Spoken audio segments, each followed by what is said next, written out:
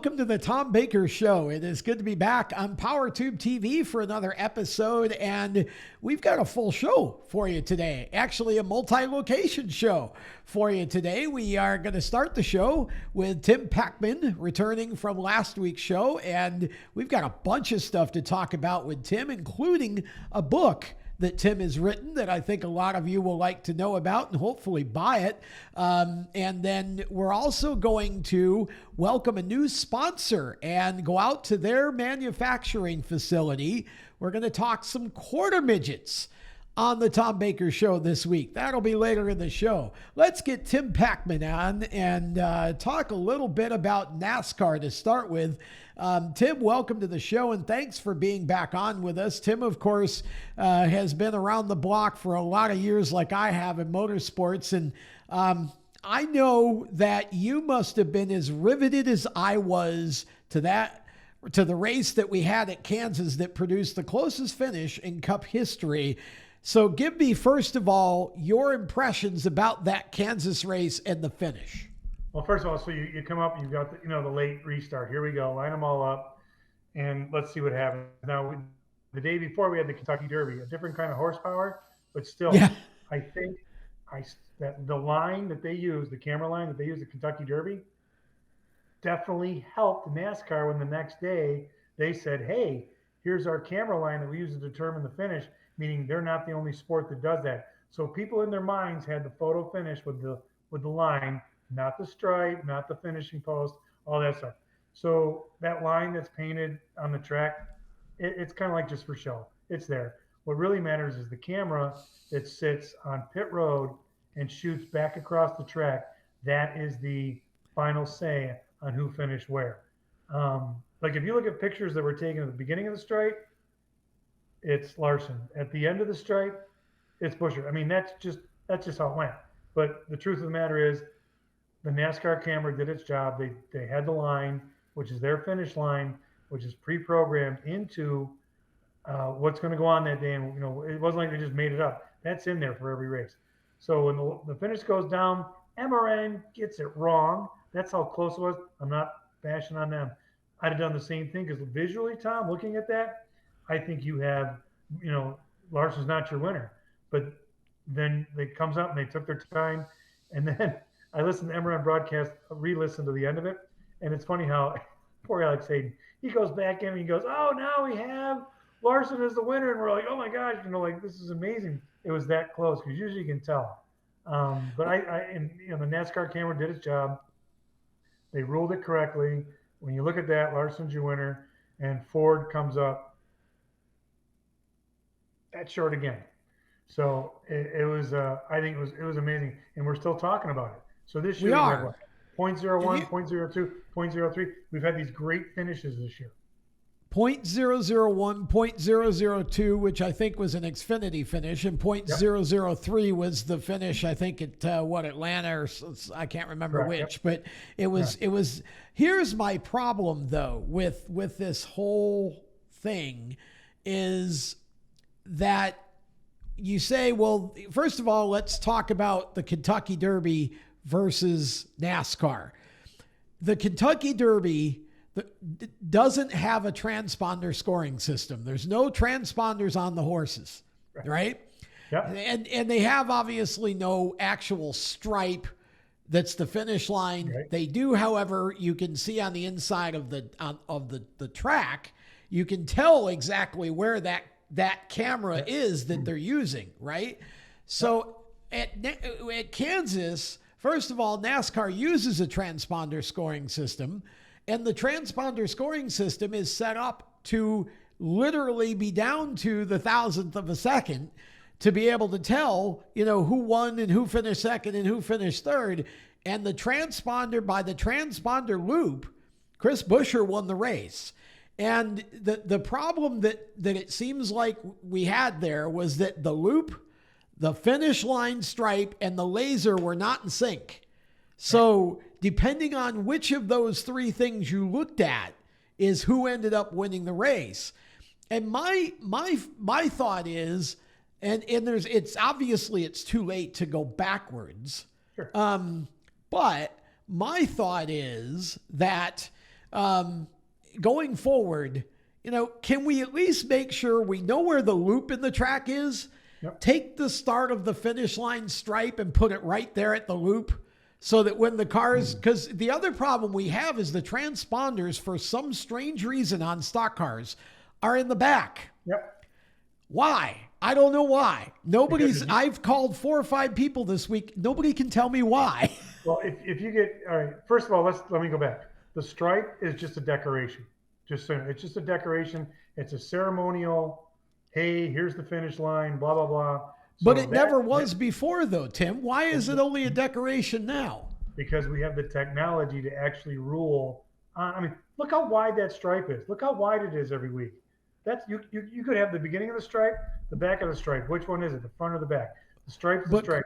But now couldn't we make it that much wider at Kansas so that it would have lined up with the loop?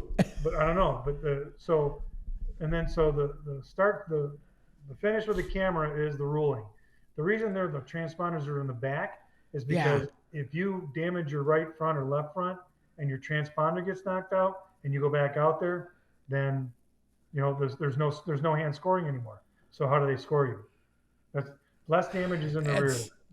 Yeah, I understand the mentality of that. I just think it's funny because in go-karts, which is where that transponder scoring came from, it's in the left front. And that's the whole point of the transponder, is to actually be able to accurately determine when the front of a cart hit the finish line first. Sure. And now the finish line is kind of, that's because that's the explanation I heard was, well, it's just ceremonial, it's just a representation. Like, well, why does it have to be so? Can we not line it all up so it actually is correct? It wouldn't seem like it'd be that hard to do. Line up with but wait a minute, Tom, you line up with the back of the stripe or the front of the stripe or the middle of the stripe? I would, the stripe should start right where the loop is, right? Okay. Because then the laser should be right there too. Wouldn't that make sense? Yeah, makes sense. I get you. Because then that way the transponder would show the correct winner. Sure. That's debated, I think that's where it all kind of went off the rails, is because those 3 things aren't in sync. And I don't think the fans really understand, honestly, that, none of it matters except what the camera shows. But yet, for every other restart during the race, you have the scoring loop. Sure. And it's and according to whose back of the car gets there first, that's how they realign them, right? Because that's where the transponders are. So it's just it feels like it's more confusing than it needs to be. It feels like there should be a way to sync all that up so that we don't get this sort of a thing, because that was history. In the end, I felt like we were going all the way back to the first Daytona 500 when we changed the finish 3 days later because we found a photo that said, so it just feels to me like NASCAR could do a better job of syncing those things. Sure. And I don't like the Kentucky Dirt. I understand why you made it because of the lasers, but at the same time, it's two different things. The technology is there to be accurate. I feel like we should try to be accurate, but that was a huge, huge deal. And, our producer points out that Ford has been a part of the 3 closest finishes this year and have finished second in each one. How frustrating do you have to be if you're a Ford owner right now?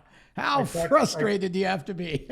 I talked to Dan Zacharias. He works with Campbell Marketing and Communications, and they're like the agency for Ford. He's like, Tim, we've been part of all these great finishes. We've been second every time. We're getting tired of this. Like, we're so close, because they're still looking for their first win. Even Alex saying, Ford gets their first win of the season. And it's like, okay, but they had to change that. But I think, real quick, what happened in the Kentucky Derby on Saturday, in people's minds, showed the photo finish with the line very distinct. Yeah.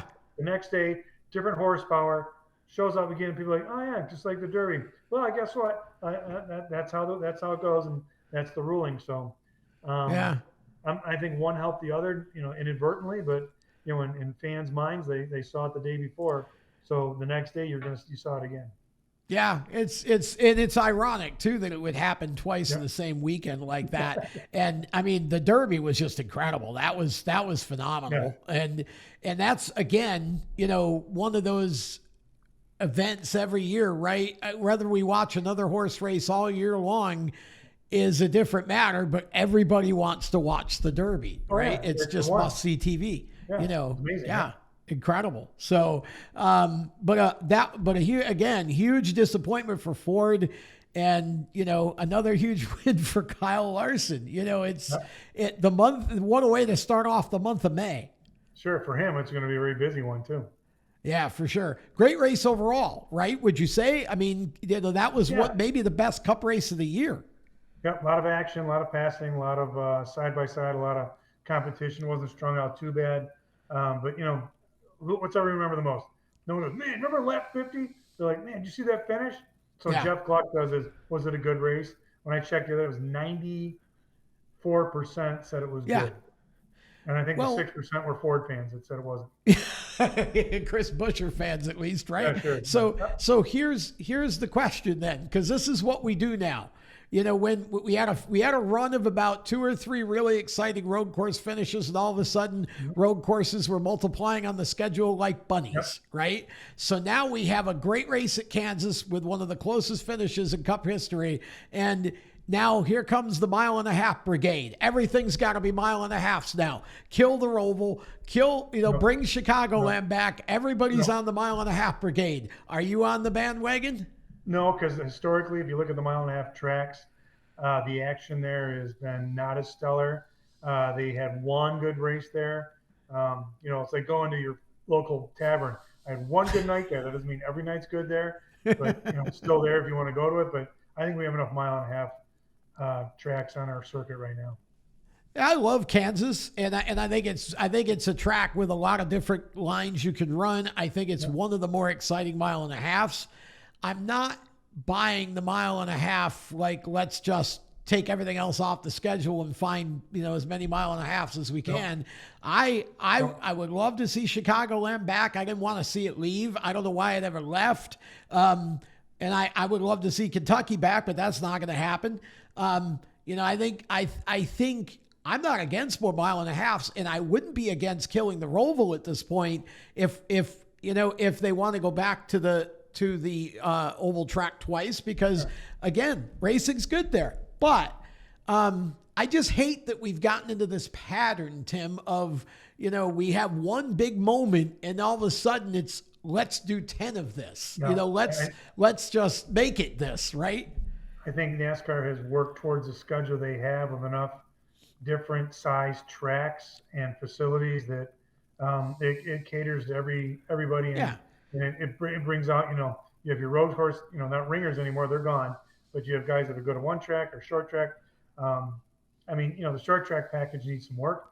Everybody knows it. A lot of work because, the Bristols and the Martinsvilles aren't what they used to be, and Richmonds aren't what they used to be. That needs to be addressed. Another 1.5 miles might be benefiting from it. I'm not sure. Let's give it like 4 or 5 more 1.5 miles, and then we'll see what we say.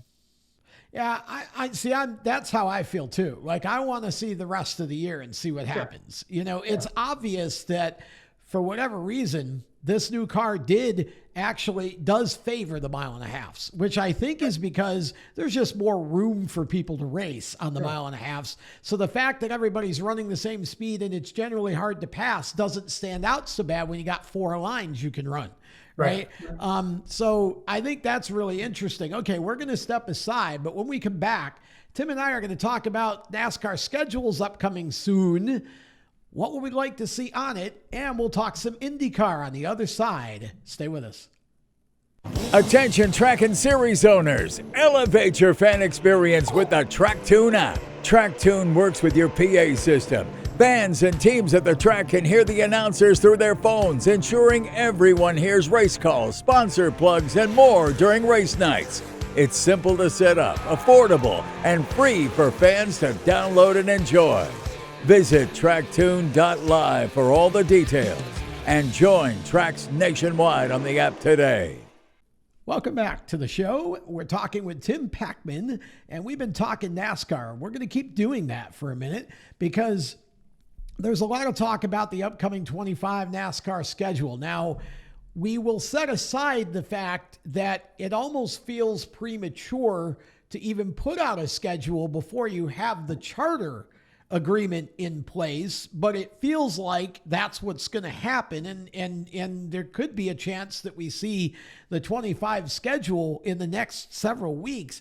One of the things that's been talked about, Tim, is the possibility of a race in Mexico. Now, there's a couple scenarios here. Either Mexico City takes the place of the current situation for the Clash in February, or perhaps there's actually a points race somewhere in Mexico. So I'm going to throw this out to you. What would you like to see differently, if anything, on the NASCAR schedule next year? And what would you think about Mexico? First of all, Mexico, and they did it with the Xfinity races, way too many problems, way too many difficulties, way too many. It was way too much for too little for the teams, dealing with the local authorities, the town where it was held. There's all kind of stories that never made the news that, guys on the teams or know about, and, things that happen. So I don't think that's going to happen. I think we need to stick Really? where we are. I mean, we need to stick within the United States. For that, Canada maybe, but Mexico I don't think would be a good idea for many reasons. Nothing against Mexico, but past history shows that it was not a favorable race for the teams, and I just think they need to steer clear of it. That's my 2 cents. Interesting. Okay. Yeah. So what would you like to see different, if anything, or are you happy with the way it is? Well, we still have to do Iowa this year, right? We haven't done Iowa yet, so I want to see how the schedule plays out. When we start getting to the last third, when there's no more new races. I want to see the improvements on a road course. I think the road courses we have now are a good number of them. It's just enough. When I was younger, I didn't really care for them. And then when I started to really understand what they're about, I'm like, hey, these are pretty cool. So they keep it exciting there. The short tracks, until they fix, we'll find it in Iowa too. That's added in there. Let's see what that does. But so far we've seen Bristol, Martinsville, and Richmond. I think it was subpar on some levels, and teams are trying to address that. The sport and whole is trying to address that. So Iowa is a different animal. So we'll see, because you don't have any notes from that. Just what you can do with SMT and stuff like that. Doing sim racing. What they could do there. So Iowa's also. What's that? Sorry to interrupt. I was going to say, I thought you were done. Iowa's also a more progressive banking kind of track too. So I think that could be an outlier as a short track. I don't know if I think that track, being what it is, could race better than the other short tracks do, even with the current package. We're all going to find out, because everyone's going in with no notes, no on track. Which usually produces better racing. Yeah, exactly. We don't know what we're doing. Let's make the game anyhow. So they'll do that. But I'm looking forward to it. So as far as the schedule goes, I'm like, whatever they're going to do, they're going to do. I know you talked about having the charters in place. I don't think that's really going to matter. That's a totally separate deal, because NASCAR is going to say, here's your races next year. Here's what we're doing. Let me give an example. Next week, Wednesday, week from tonight, NFL comes out with a schedule, but the rosters aren't set. So now, to make a comparison, the rosters aren't set on the teams, but here's your schedule. Just like the charters aren't set, but here's your schedule. Here's what we're going to do next year. Yeah, I mean, it's just it is interesting though from the team perspective, because I mean, you're putting the schedule out and saying, here's where we plan on being, and then it's up to the teams to decide whether they're going to go and leave the shop. So we'll see how that all works out. I think they'll settle it all in the end, but it's just a fascinating process to watch play out. The teams are already aware of where they're going, and they might not know when. So real quick, SHR. What is going on here? I mean, we got Noah Gragson running really, really well. Briscoe's not running too bad. Nope. I think Josh Berry is still kind of in the learning stage. And, and then Ryan Preece seems left out in more ways than one. But they're talking actively to teams about, here's how you can acquire a charter. What is your best insight, best views into what's going on at SHR? So I got word that I talked to someone that is very much on the know. He says 2 charters minimum, going to be sold off, 3 at the max. Wow. Well, McDowell, is gone at Front Row Motorsports. He's going to ship. So that opens 1 there. Front Row Motorsports is going to obtain another charter, is what I'm hearing. So the one they sold for $10 million, they're going to end up paying $25-30 million for it. But that'll expand their team. There's room for Wow. an SHR driver there. That program can go over there. I think Noah Gregson stays with SHR. Maybe Briscoe if they go to 2, which means Barry, who just signed a contract, race from, maybe he goes over to another team. I think maybe he goes to Front Row Motorsports as part of the deal. Like, hey, you buy the charter, you take that whole team. take the team Josh with Berry it. too. So now, Wow. Ford has an obligation to these drivers as well. So they want to find a home for them. So Bob Jenkins go, oh hey, I got these charters. Let's go Chevrolet. Like, nope, they're Ford. So Ford wants to keep as many charters as they can. Now you've That's got the whole interesting. Trackhouse, has the one Spire with Zane Smith is running that. Now that goes over full time over to Trackhouse, so that becomes 3 teams instead of 2. 23x11, are they in play here? I don't know. And everyone's like, Dale Jr.'s got to go, and Dale Jr.'s got to go. Dale Jr. already said, we talked about last week, JRM Motorsports side is breaking even, is what he said. Why would he invest that much to go to a cup level when he hears other teams aren't doing that well financially? Yeah, I don't think. I think Dale Jr. stays right where he is in his little niche right there, having all those teams in the Xfinity Series. I think it's interesting because I think Spire said they actually are the ones that bought the charter that Zane Smith's running. So if that's the case, that would stay at Spire. But the Trackhouse situation's interesting because you got Zane supposedly, the rumor is, he goes over as a house car next year, but then you got SVG who's also going to be in that mix at some point. So, this whole 2 to 3 charter thing at SHR, if that's true, Tim, then it'll be really interesting to see where those end up going. And hearing that Front Row may actually end up with a 3rd car out of all of this after for so long being a tier 2 team, that's it's pretty amazing how the tide ebbs and flows in the NASCAR world lately. Right. And now if you're Front Row Motorsports, now you've got another charter. Maybe Ford picks up their game, what they contribute to them. I'm just speculating here. But you want to make sure that your 4 teams are running good. And now you have more support, technical support from the manufacturer, which would probably go true across the board. So it'll be interesting next couple of weeks because McDowell says, I'm out. I'm not announcing my plans. Oh, guess what? I'm going to Spire within an hour. Yeah, that's what. Yeah, we were laughing about that here too. It was like that didn't take too long, No. News travels fast lately, and silly season seems to start earlier and earlier. We aren't even in the Coke 600 yet. Yeah, no, and October, we're already fall race. crazy, just crazy. So we'll see. Yeah. And of course, all of this talk about charters moving around, and like we said, there's no charter agreement in place for 25. So it's interesting again as we think about timelines. That the urgency to get that put in place seems to be growing by the day with all this movement. Okay, IndyCar. Let's switch to IndyCar. We had a major scandal in IndyCar involving the series owner and team owner, Roger Penske, and his team. Of course, everybody knows, I think, by now what the situation was. Numerous people, 4 suspended by Roger Penske through May, which means even Tim Cindric, who's about 2nd or 3rd in line at Penske, is suspended. But let me ask you this. What does that really mean at this point? Tim's one of the race strategists. So if he's calling strategy for the 500, now you would think, well, he's suspended, so he's not there, but is he going to be calling strategy via text or some sort of, exactly, cell phone? I mean, and so my question is, these suspensions, is this show or is there some go in this? I mean, what is this really? Because it feels to me a little more like just sort of all about show to say Roger did something than it does to actually have any effect. Well, Roger had to do something as the series owner and the team owner. He had to do something to show the other teams, no favoritism here. Yeah. We are not going to allow this, even though I might own it all. We're fine. We're cool. Don't worry about it. But I think the fact that he owns both entities, he had to do something. It's pretty big when you take your team president and say, hey, you're taking the month of May off. I mean, that like you said, with modern technology, can he sit in the war room and still communicate with them? Sure. But physically not being there, it just shows that Roger's standing by, the integrity of his series and his teams. and it showed the other teams that, we're not immune to anything.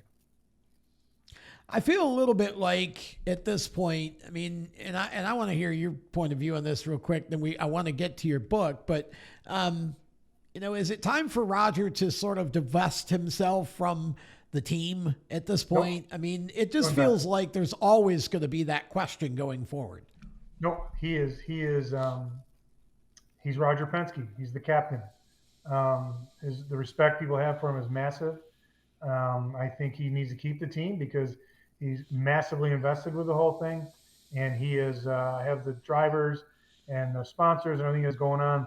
It's a big part of the series that he owns, so they kind of go together. But no, I think Roger stays right where he is.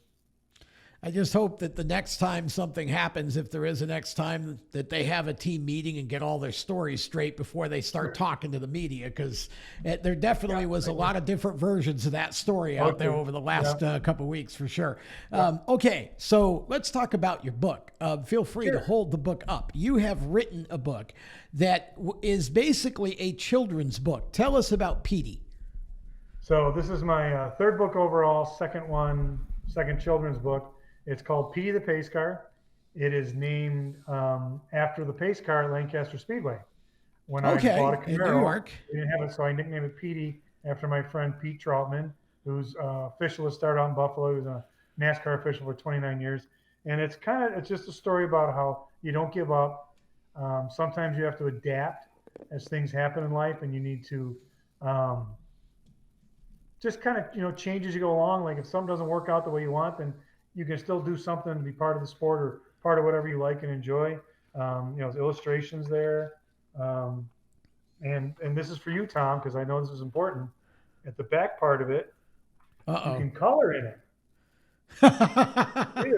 See, I could never color inside the lines. My coloring drawings were never good. Yeah.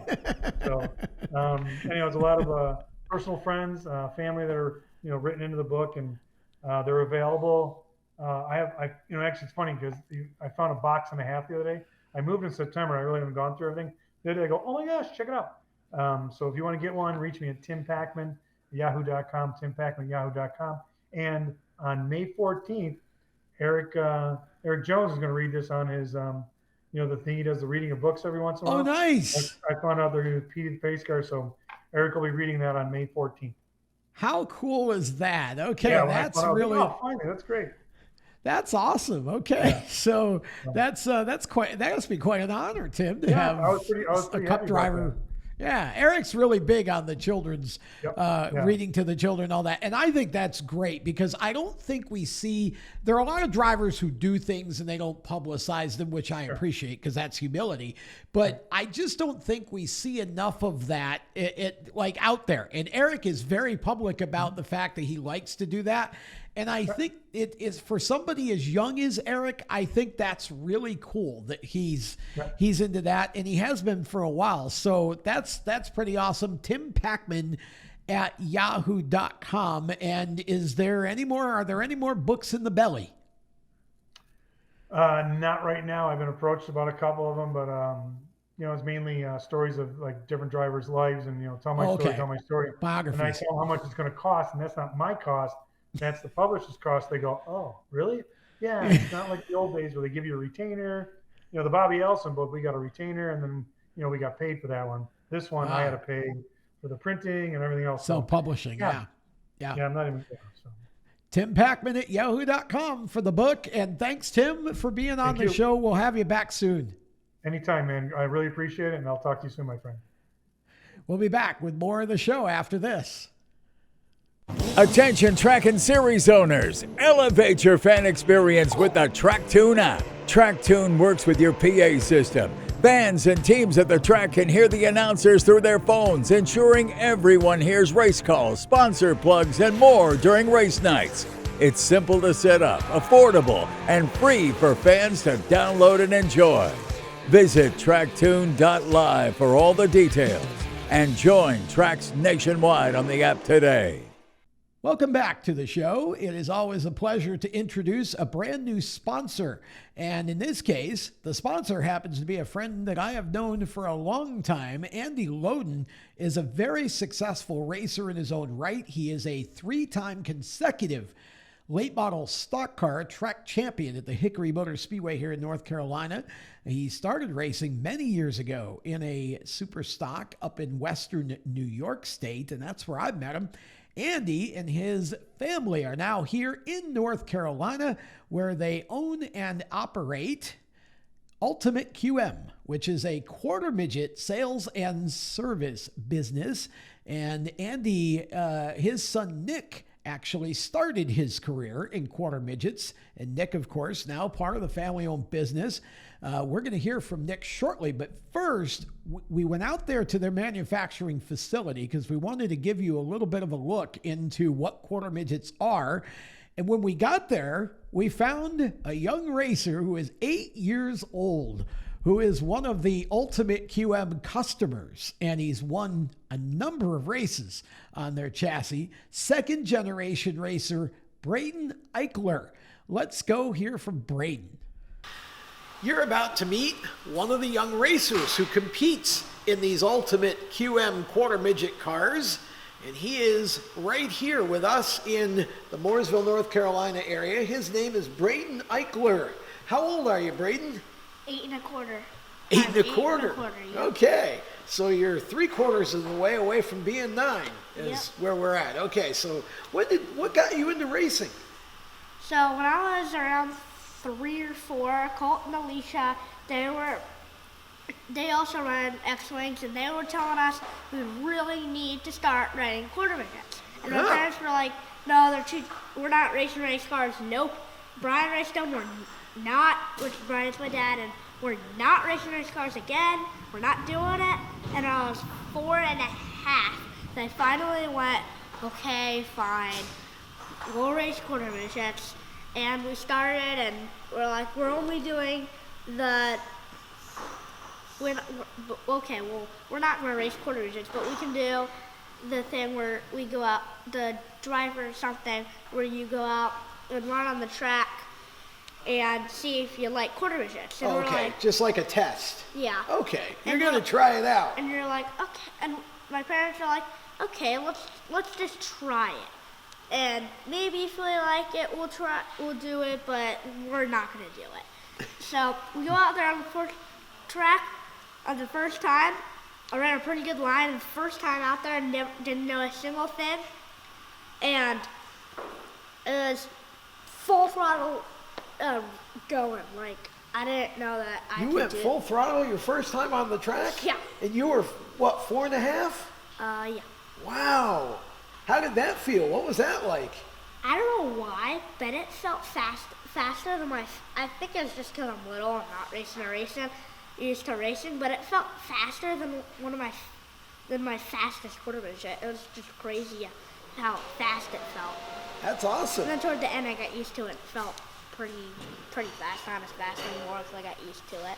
So you started at 4 1/2, and you're about 8 1/4 now. So that's I'm not very good at math, but that's almost 4 years you've been racing these cars. Yeah, I really started racing because you can't because there's got to be a limit. If there wasn't a limit, you'd start like at 1. You gotta start.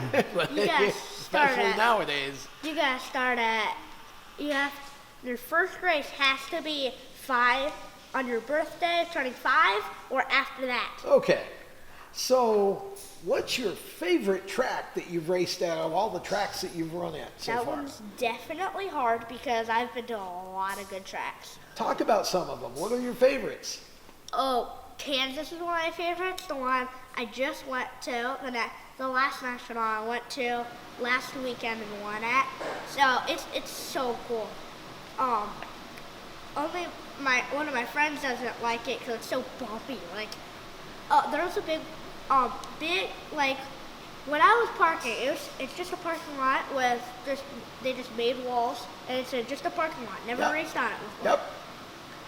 And the ground so when we parked in the same gravel, same pavement as the track, and there was it was the concrete, but there was concrete falling out of that concrete. Like, Oh, wow. yeah, horrible loss. And then one got so pushed up that if a car hit it, it would probably flip, that they had to take it off. And there was a huge pothole out in the track, but you probably wouldn't hit it. Only under caution you would probably. You don't want to hit potholes with a race car. That doesn't go so well. So how many wins do you have? Do you know? I think it could be 37 or 38. I think it's That's pretty 38 good. or 39. That's pretty good. Do you have any championships? Yeah, 3. Oh, tell us about those. What classes? All in the same class. The junior animal. Are those national championships? No, they're Just local here at Yeah, NCQMA? they're local, Okay. so. Well, of course, Bobby Labonte, a former Cup racer, Cup champion, owns the NCQMA here in Salisbury, and that's where you do a lot of your racing, but you travel quite a lot, so you've been doing this a while now. Yep. I want to know, who helps you make all of it happen? My mom, my dad, but definitely ultimate coordination. Shit. I get so much from here, like my carbs, the bumper that I wrecked on my Honda that I have to get. All the parts I get from, I always get them here. Flash engines for the amazing motors. Hoosier tires for the amazing tires, and for them picking me as a Hoosier hero, which I really love. So where do you want to go in racing someday? Do you have do you want to go NASCAR? You want to go World of Outlaws? What do you want to do someday with racing? I want What's to your get goal? I want to get to late model when I'm 12. On the dirt or the pavement? Pavement. I don't know. I want to do dirt. I might do dirt, but pavement. Okay, pavement late models. I- When you're 12? Yeah. Wow, Well, whenever you can start. I'll stop coordinates and start the late model.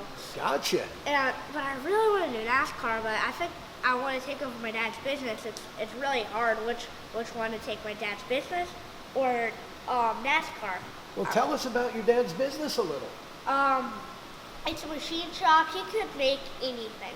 It's a machine shop where he makes rocket parts. Wow. And he makes a lot of cool stuff. That's awesome. So not too sure if you want to be, maybe you can take over the business, have somebody else in charge of it while you go off and race NASCAR. Maybe that Yeah. could be a good idea, you think? Yeah. We'll talk about that later. Okay, so where are you racing this year? You've run some of the NASCAR Youth Series races. Yes. Are you running all those? I'm trying to do all of them except for Pikes Peak. Okay. Oh, wow. Okay. I'm going to vacation instead Now, of Pikes Peak. this is the month of May, and the month of May is big for NASCAR and Indy. Have you ever raced in Indianapolis in the quarter midget? Yeah. I mean, What was that like? it was like, I don't know. I got locked in the A, and Honda start first in the A, and then Animal, I think, was fourth in there. Fourth, third, fifth, sixth, I don't know what it was. I didn't make any mains except for Junior 160. I think I started first or second, and I was only the X car in that one. And 160 went fast that A main. It was, first lap, I got in it, but I immediately got back out because they were done with the first lap so quick. Oh. Like, what? I thought I had to wait a little bit and for them to get lined up and then go. Like, it was like, get in my car, they go, and then they're already green. Like, Did you get to drive around the big track at all? yeah, it was super fun. I bet. Yeah, that's a pretty my- famous racetrack, isn't it? Especially when it's my favorite car. I bet. Yeah. Well, it's great to talk to you, Braden, and it's good to see you doing so well at such a young age. And we'll probably be talking to you again on the show after you win some big national race somewhere. Yep, I won one last weekend. Braden Eichler, an 8-year-old going on 20. That young man has a lot of energy, and it was great to hear from someone who is actually racing the cars. And it's even more fun when it's someone that young who talks the way he does and just is so animated and so excited about what he's doing. We're going to step aside. When we come back, we're going to have more from Ultimate QM. We're going to hear from Nick Loden right after this. Attention track and series owners, elevate your fan experience with the Track Tune app. TrackTune works with your PA system. Fans and teams at the track can hear the announcers through their phones, ensuring everyone hears race calls, sponsor plugs, and more during race nights. It's simple to set up, affordable, and free for fans to download and enjoy. Visit tracktune.live for all the details and join Tracks nationwide on the app today. Welcome back to the show. It's time to go back out to Ultimate QM. We're going to hear from second generation racer Nick Loden, who's going to talk about what a quarter midget is and why it's a safe and enjoyable way to introduce your son or daughter to driving a race car. Back here at Ultimate QM, we've got Nick Loden with us now. Nick is a second generation racer, and of course it's Nick's parents who own Ultimate QM. And we're going to get a little bit of the backstory here. So I know you're a former quarter midget racer. We'll get to that in a minute. First of all, your parents bought Ultimate QM a couple of years ago. Talk a little bit about what we're looking at here and what quarter midgets are and kind of what makes Ultimate QM the place to go if somebody wants to buy one. So quarter midgets are cars for kids ages 5 to 16. They're a quarter the size of a midget race car. They run one-cylinder Honda and Briggs & Stratton motors, and they're different from go-karts. They're fully caged and they have suspension. We make independent cars and cars with front axles in them. What's the difference between an independent front and a solid axle? So solid axle cars, the right front and left front tires are tied together, they're connected. So when something affects the left front, it also translates to the right front tire. In independent cars, like a modern street car, they're not connected and they each can travel independently of each other. So if someone's getting into quarter midget racing, what do you recommend, the solid axle or the independent front? I'd recommend either car. We make both because it really just comes down to personal preference of which one you'd rather work on. Our independent cars, the art car, have a door on it, so they have an extra safety feature that the other car doesn't have. But both of our chassis are, the X-Wing and the art car are the top of the cage is leaned over the driver. That's something that not other manufacturers don't do that. So talk a little bit about that, because I thought that was some sort of an advantage from an aerodynamic, but in reality, you're leaning them for safety. And a lot of that has to do with the fact that traditionally in quarter midgets, you have drivers that sort of hang their head out the side of the cage trying to keep the cars glued to the racetrack and keep them from lifting the tires because of center of gravity. So talk a little bit about how your design has actually made that safer. Yeah, so left side weight's a huge advantage, especially in some of the, more so in the heavier classes. So the older kids, you'll see a lot of them leaning way out the side of the car, or if they flip or something, their head could hit the ground or get hit by the wall or another car. So by leaning the cage over the driver, it allows them to still lean out of the car and maintain that advantage without losing safety. So have you ever had that happen when you were racing quarters, where you tumbled in one of the cars? Oh yeah, multiple times. Luckily I never got hurt at all any time. So what makes these the best choice, in your opinion, for a family wanting to get one of their younger kids into racing? I think it comes down to safety and quality. All the parts are very nice compared to most other stuff you'll find, and they're safer than most other quarter midgets, and certainly safer than, say, a go-kart where you're not even strapped into the car. Yeah, you got the roll cage. So talk a little bit about the differences in the two cars. You've got one with a door. Now, how does the door fit into the whole safety equation? It protects in case prevents another car from potentially entering the cockpit, although it's not likely, it could happen. And the lean cage helps prevent that too, but the door is just an extra level of safety to prevent it even further. You went from quarter midgets basically straight into a late model stock car. And you were, I think, what? Pro late model. 12. Yeah, pro late model. But Talk a little bit about that adjustment. We've seen drivers in the past. I mean, Jeff Gordon, Tony Stewart. There are a ton of drivers who started in these cars and kind of went up into micros and then up that way. You went straight into a late model. What was that like for you? It really wasn't that bad. Going from running 5-6 second lap times in the quarter midgets to rolling out at Hickory and running 15-14 second laps, it felt pretty slow at first. So the horsepower and the size of the car didn't really factor into that. The speed still felt slow. The only part that took a while to get used to was the actual size of the car and not being able to see and having to rely on a spotter, because in quarter midgets you can see everything fine, you have no spotter, and it's easy to plot where you are on the track. You get used to it in the late model and it's not that hard after a while, but at first it was weird. So these cars obviously are very safe cars and you build them very well. These things race all over the country, both on a local level and a national level. Talk about the national aspect of it, the different series that are out there for people who might be wanting to get into this. Yeah, so the quarter midgets are USAC sanctioned, and it's called the NASCAR U Series.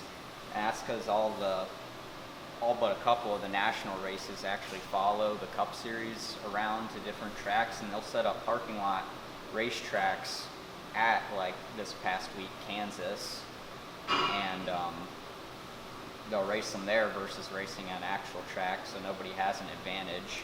They do sometimes go to real racetracks, but yeah. So the temporary courses basically allow for action to sort of follow the NASCAR Cup circuit to a degree, but also you just said neutralize the advantage someone would have of you're going into their home club for a national event. You've run some of these parking lots. What's it like to run on a flat track with kind of temporary walls and such? Not fun. But it's a challenge. I never liked it very much. I won a lot of races on it, but I always preferred racing on a real paved racetrack. But it does provide a unique challenge. I imagine it does. It separates a lot of the times the kids who can drive better versus having a good car doesn't help as much there. You do a lot of coaching with the drivers that run your cars. Talk about some of the advice, some of the things you typically run into that you're talking to these kids about and helping them to kind of get used to as they get better as drivers. Usually we're fighting with them about keeping their car on the bottom of the corner and not driving out past the rubber. That's 90% of the fight, especially with the younger kids. But other than that, it's a lot of teaching racecraft, because it's easy to get in a crossover battle in these, and you got to know how to prevent it and what to do on restarts. And talk about the phrase crossover battle, just for those who might not understand what that means. Well, when you turn under somebody and then fly by them full speed and never slow down and then wash up in the corner, they'll turn right back under you and then they'll proceed to do the same thing, and you'll go back and forth for 5 laps. So kind of the slide job idea Yeah. that a lot of people think about and see in different kinds of racing. So you're saying that's not always the best way to do it. No.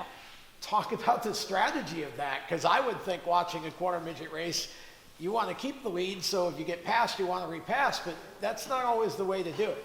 Yeah, sometimes it's better to just tuck in line, or if you're the one passing, to park them so they can't get back by you, because if you're racing for the lead and you have a straightaway advantage and you cross over enough times that the rest of the field catches up to you, then you wind up in 5th 2 laps later. Oh, okay. So again, there's some strategy there. And let's talk about what Ultimate QM offers. You obviously build cars, you sell cars. What do you offer to somebody who comes in and says, I want to buy one of your cars? You have parts. Talk a little bit about how the whole thing works. Yeah, we sell a lot of parts for the quarter midgets, and we do a lot of customer support and trackside support, especially at the national races. We go to all of them. At least one of our employees will go to all the national races and help out our customers, help them with the setups, get them parts. So basically it's an all-in-one. You're an all-in-one. So somebody comes to you and buys the car, you're going to make sure they can get their parts from you. You'll service it for them. If they're racing where you are, you'll help them out at the track. All of that. that has to be a huge advantage for someone who's a young racer, and you've kind of been through this even before you guys bought the business. You've been through this in other situations. How does that help you as the racer to develop when you got somebody there that knows the cars inside out and has actually raced them? Oh, it helps a lot. To go to a track you've never been to, it's great to have a baseline setup provided to you. You don't have to guess or do any of that. And if you're confused on what the car actually needs to do, we're there to help. Okay, so where can people find and follow Ultimate QM on the web? Well, you can go to our website, ultimateqm.com, and then there's links there to our Facebook and our Instagram. And can you buy things on the site? Is everything kind of laid out there? If people need something or want to contact you, everything's there. Yep. ultimateqm.com. So Nick, you're now into running the Pro 8 model class, and you've been running the Cars Tour. So for those who might be thinking, well, maybe if I get my kid in a quarter midget, I go up into a Pro 8 model, that might be a good step. What would you tell them that they need to learn while they're in the quarter midget in order to be ready to step up into the late model? I mean, I think it just comes down to a lot of just being mature enough to move up to that expensive of a race car and racing in a bigger series than a quarter midget, and a lot more strict driving scrutiny that comes with it. Okay, so we know that you've been a winner in the late model, and your dad's won several championships, so the lineage is there, and now putting all of that experience and knowledge to use here at Ultimate QM. So anybody looking to get into quarter midget racing, a way to get their young drivers started in the sport, quarter midgets are a great way to do it, and Ultimate QM is the place to go to get into quarter midget racing. That was Nick Loden, and it's great to have them on board. We really appreciate them coming on as sponsors, and we're going to have more content from Ultimate QM on future shows. Look forward to covering quarter midgets a little bit more throughout the rest of 2024 here on the Tom Baker Show. But that's it for this week's episode. For more exclusive content and stories, join us at steeringwheelnation.com and, of course, on our page on watchpowertubetv.com. Don't forget to visit tracktune.live to check out how you can sign your track or series up to let all the fans hear the PA action right through their phone or device. Check out ultimateqm.com for all the info on how to get your young ones started in quarter midget racing. And don't forget, follow us on Facebook, Instagram, Twitter, all at The Wheel Nation. And of course, Steering Wheel Nation on LinkedIn. Until next time, I'm Tom Baker. Thanks for watching.